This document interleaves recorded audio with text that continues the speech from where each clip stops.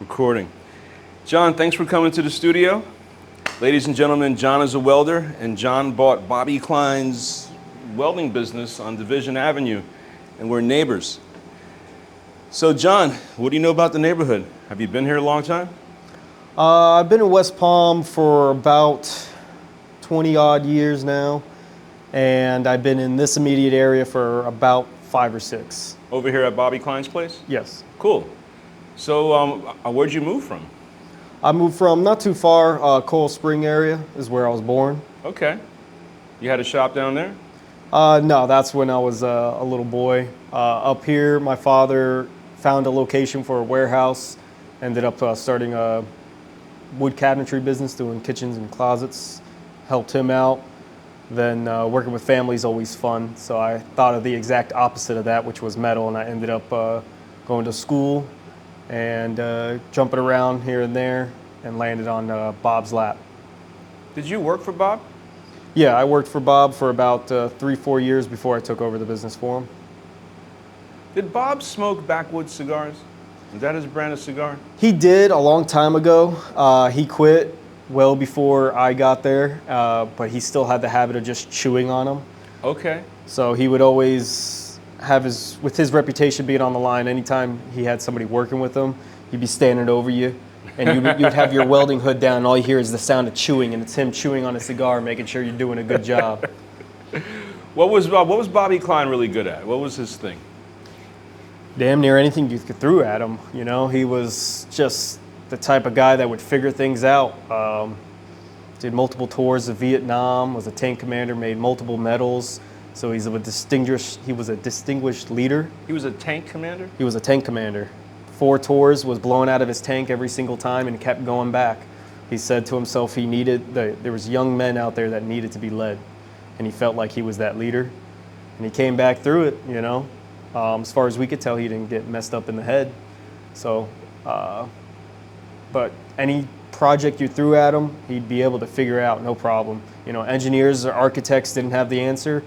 He would sit there with a piece of paper overnight and give you a hand drawing to scale with the solution to your problem. There's more guys like that dying than being born. Yeah, I was definitely lucky to have found him when I did. The only thing I hoped was just to find him sooner so I can learn more. So how old were you when you went to work for Bobby? I was, how old am I now? 26, so I was probably about 22 when I was running around him. Okay. Yeah, when I was in my 20s, I got a job at a place called Coastal Welding on 53rd Street. Yeah, East Coast or Coast, yeah. They did a bunch of railings. No, Coastal Welding was gone for a long time. Okay, this I'm must be in a my different 50s. name. Mm-hmm. So, I mean, if you look at the building, the pole, like the little overhang that he made with the flagpole is still there, but no, George has been gone for a long time. You know, there's a lot of gentrification going on. Sure. And I'm not sure if the hub zones are designated or scheduled for redesignation, but I'm under the impression that we're in a hub zone. And you know, hub zones have certain businesses that are located in hub zones have priority over certain government contracts. And when I was a kid, I was able to find a job in this neighborhood as a welder, and it started me off in my career. And you know, without mining, manufacturing, or agriculture, you really can't have a nation, more or less a city.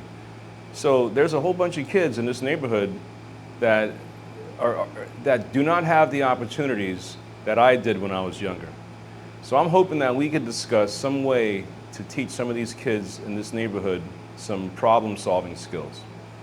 Now, when I came into your shop, I saw you have a nice little CNC plasma cutter there, and I would like to talk to you about teaching some kids how to use, you know, some CAD software to ultimately maybe cut something on your table, just to show them that we can think and we could go through that whole design process, and there it is, and hopefully it'll just spark something. Okay. I mean, I don't know. I'm just throwing things out there. Do you have any ideas how we can maybe teach some of these kids in this neighborhood some kind of skill? I definitely think starting up maybe some kind of event. We could probably go through the city. I have connections with them.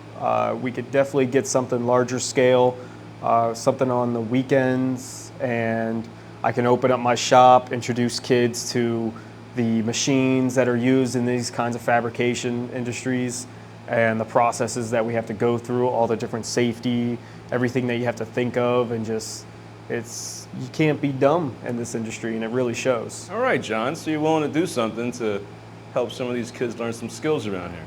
Yeah, I mean, nobody's going to be able to learn, and a lot of the time when you're growing up, you don't know what you're into until somebody smacks you with it. That's awesome. Thanks for coming through, and let's pick this up on part 2. All right. Thanks again, John. Yes, sir. Awesome, man. Yeah.